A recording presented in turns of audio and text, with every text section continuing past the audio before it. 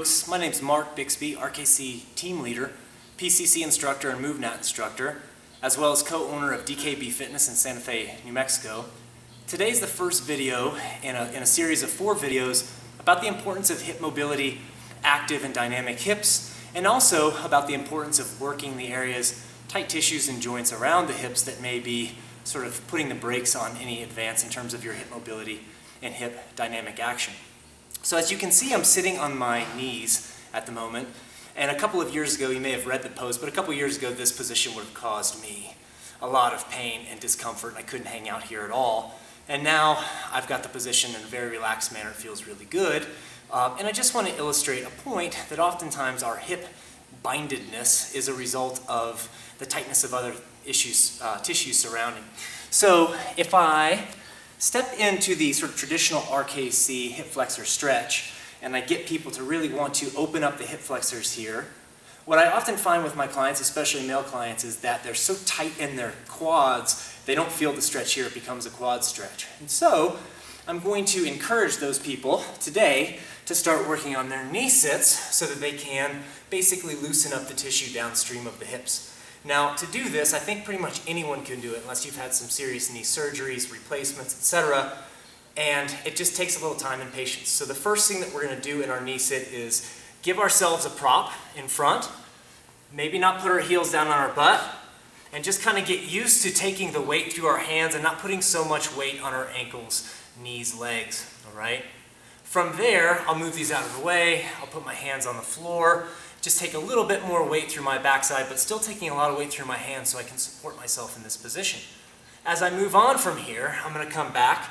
I'll put my weight right over my center where I want it to be, but I'm going to still keep my fingertips down to help support the weight that's now bearing through my ankles and legs. And this is just a nice way to build up eventually to being able to hang out in this position, heels to butt. Once you've got this position down, then it's a matter of sort of adjusting it to work different sides of the ankle and the thigh complex. So I might spread my feet out and start sitting down in between my feet. The stretch will be very different in this position, different emphasis on the knees, thighs, and also ankles. And then I also might bring my big toes together and sit with my feet on the inside of my body, again, to just change the angle of the stretch. Once I'm comfortable here, then I can start working on really on the thigh and hip complex in a stretch that basically comes from this knee sit position. So what I'm going to do for that is first I'll put some blocks behind me, because this is going to involve reaching back, finding the floor or your blocks, and then sort of in an active stretch motion, I'm going to push my hips up as I squeeze my glutes, and then pulse down and drive up. Hips are opening, glutes are cinching so I don't hyperextend my back, and I'm going to get a nice thigh stretch here, working the quads. Eventually, I'm going to want to, again, increase the range of motion here in this stretch by removing the blocks, putting my hands on the floor and working the same idea. And ultimately, I can keep reaching my hands back, getting myself lower to the floor to continue working a more intense stretch through the quads, basically doing a set of about 10 pulsing moves, and on the 10th stretch, hold it for about 10 seconds. Do that for 1 or 2 sets.